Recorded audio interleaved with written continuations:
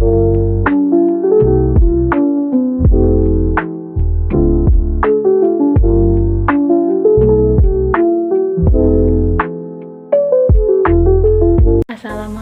warahmatullahi wabarakatuh. Perkenalkan, nama saya Alda Meilinda dari kelas 4R dengan NIM 12320202116.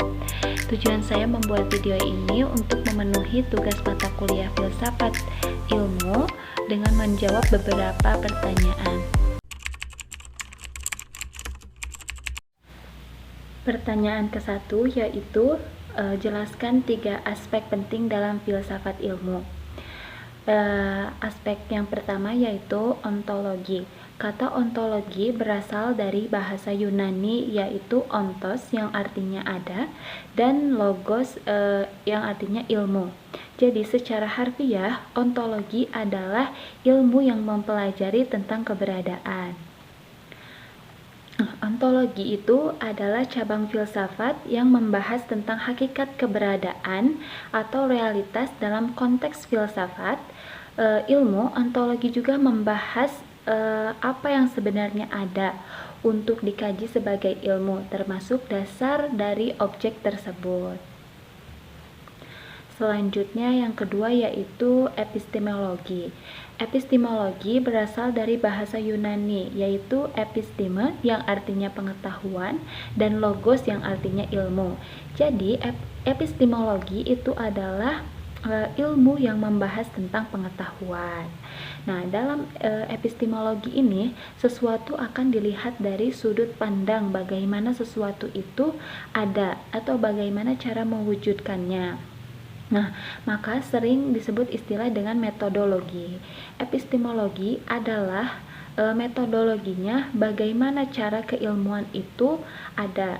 Maka dalam epistemologi akan berbicara tentang sumber karakteristik dasar atau bagaimana cara mendapatkan pengetahuan itu. Terus yang ketiga yaitu aksiologi. Aksio berasal dari bahasa Yunani juga, yaitu aksio yang artinya nilai, sedangkan logos yang artinya ilmu. Jadi aksiologi itu adalah ilmu yang membahas tentang nilai. Aksiologi adalah cabang filsafat yang membahas tentang nilai, baik itu nilai moral, estetika, maupun praktis. Nah, dalam filsafat ilmu, aksiologi membahas bagaimana ilmu itu digunakan dan apa dampaknya bagi kehidupan manusia, apakah membawa manfaat atau malah sebaliknya. Jadi dapat disimpulkan bahwa ontologi itu berbicara tentang sesuatu itu ada atau tidak ada. Nah, epistemologi itu berbicara bagaimana sesuatu itu ada, dan aksiologi itu berbicara tentang nilai guna, etika, dan dampak dari ilmu tersebut. Sekarang ke pertanyaan yang kedua, yaitu jelaskan secara spesifik upaya manusia dalam mencari pengetahuan ilmu. Yang pertama adalah rasa ingin tahu. Segala sesuatu itu muncul karena adanya rasa ingin tahu terhadap sesuatu fenomena, peristiwa, atau masalah yang belum dipahami. Nah, dari rasa ingin tahu ini mendorong manusia untuk mengajukan pertanyaan dan mencari jawaban secara rasional. Nah, langkah selanjutnya yaitu perumusan masalah. Setelah ada perasaan ingin tahu, manusia mulai merumuskan masalah secara spesifik.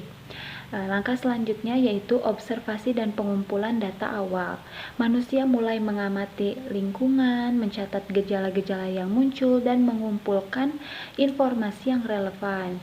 Ini bisa dilakukan secara pengamatan langsung, studi literatur, dan wawancara. Selanjutnya yaitu perumusan hipotesis. Berdasarkan dari informasi awal, manusia akan menyusun hipotesis, yaitu dugaan sementara yang dapat diuji kebenarannya. Langkah selanjutnya yaitu eksperimen atau pengujian.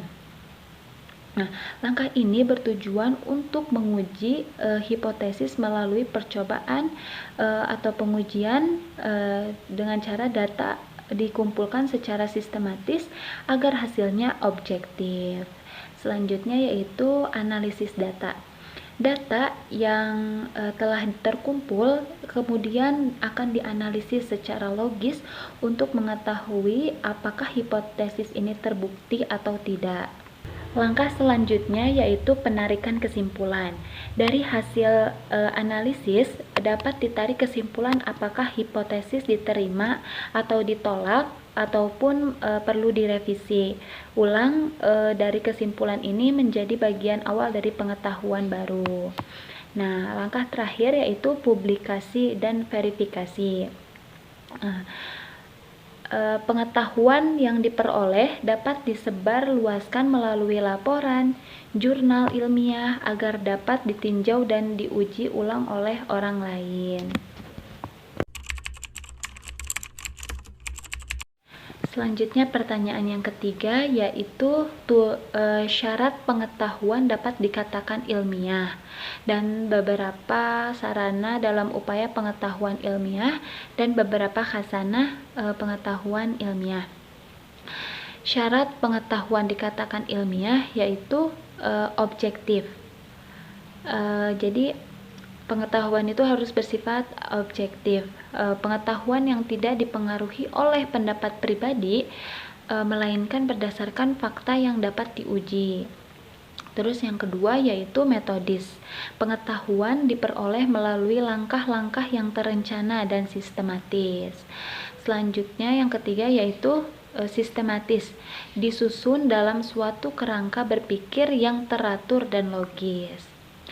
Yang keempat yaitu universal, berlaku umum, tidak terbatas pada situasi atau tempat tertentu. Yang kelima yaitu verifikatif, dapat diuji kebenarannya oleh siapa saja dengan prosedur yang sama. Kemudian yang selanjutnya yaitu syarat yang keenam yaitu kumulatif.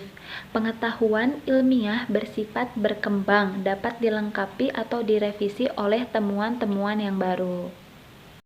Selanjutnya yaitu sarana dalam upaya pengetahuan ilmiah. Yang pertama yaitu bahasa.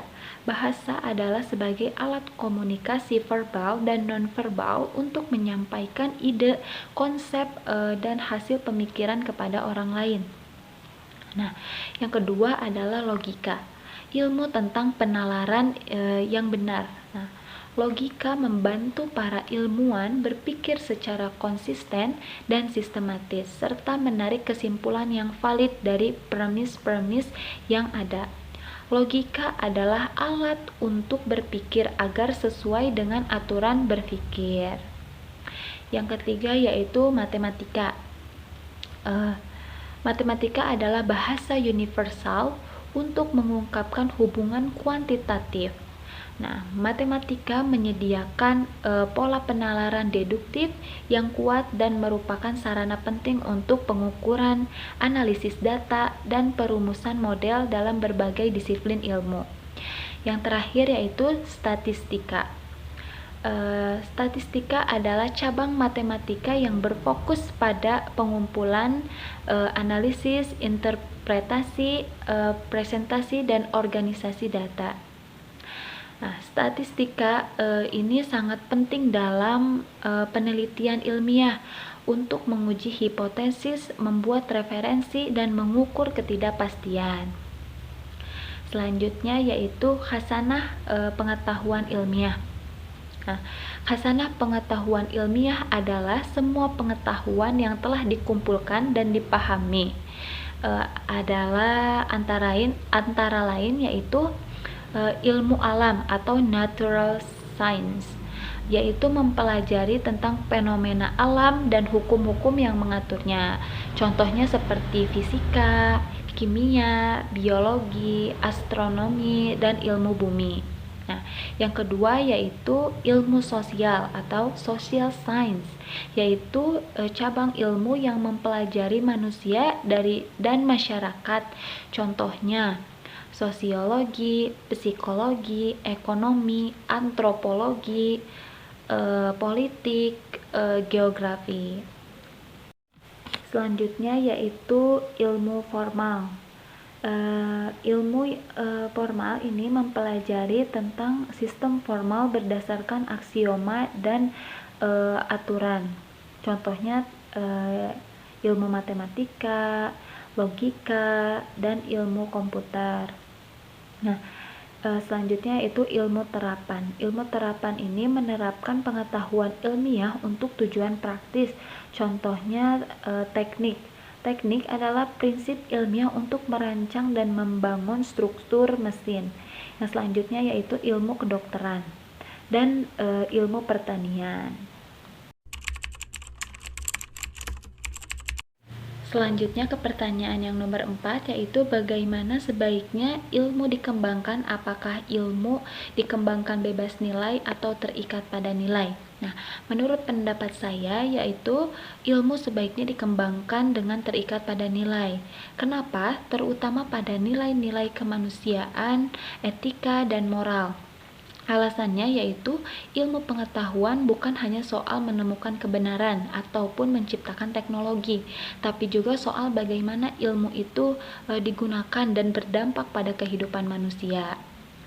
Nah, jika ilmu itu dikembangkan bebas nilai, dikhawatirkan akan digunakan untuk tujuan yang merugikan manusia dan berdampak pada lingkungan. Nah, dengan terikat pada nilai, ilmu akan berkembang secara bertanggung jawab. Nilai-nilai seperti keadilan, kemanusiaan, dan keberlanjutan akan menjadi pedoman dalam proses penelitian dan penerapan ilmu pengetahuan. Yang selanjutnya yaitu ke pertanyaan yang nomor 5, yaitu perbedaan antara pendekatan kuantitatif dan kualitatif serta kontribusinya terhadap ilmu pengetahuan.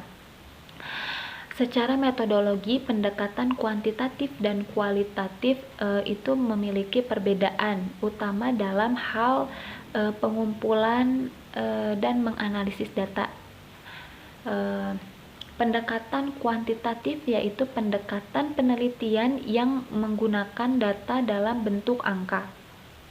Nah, penelitian mengukur variabel-variabel tertentu lalu menganalisisnya dengan statistik untuk melihat hubungan, perbandingan, ataupun pengaruh antar variabel.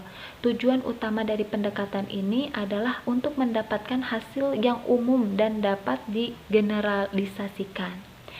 Terus selanjutnya pendekatan kualitatif. Pendekatan kualitatif ini adalah pendekatan penelitian yang menggunakan data dalam bentuk kata-kata deskripsi. Nah, penelitian ini menggali makna, pengalaman, pandangan, atau proses dari suatu fenomena. Nah, tujuan dari pendekatan ini adalah untuk memahami konteks secara mendalam, bukan untuk mengukur angka. Selanjutnya yaitu kontribusinya terhadap ilmu pengetahuan. Nah, kuantitatif membantu pengembangan ilmu dengan memberikan data yang objektif dan bukti statistik. Nah, sehingga bisa digunakan untuk pengambilan keputusan atau membuat kebijakan umum. Nah, sedangkan kualitatif berkontribusi dengan memberikan pemahaman mendalam tentang suatu fenomena yang tidak bisa dijelaskan dengan angka, yaitu seperti nilai budaya, motivasi, dan interaksi sosial. Sekian dari saya. Mohon maaf bila ada kata-kata yang salah atau kata-kata yang kurang. Wassalamualaikum warahmatullahi wabarakatuh.